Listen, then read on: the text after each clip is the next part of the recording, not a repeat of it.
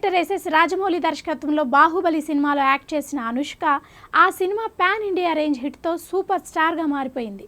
కానీ ఎందుకనో ఆ సినిమా తర్వాత సినిమాలను తగ్గించేసింది. కానీ తన ఫ్యాన్స్ కారణంగా ఎప్పుడు సోషల్ మీడియాలో వైరల్ అవుతూ ఉంటుంది ఈ బ్యూటీ. ఇక ఇప్పుడు కూడా తన నెల సంపాదనతో, తన మొత్తం ఆస్తుల విలువలతో సోషల్ మీడియా సర్కిల్లో హాట్ టాపిక్గా మారింది అనుష్క.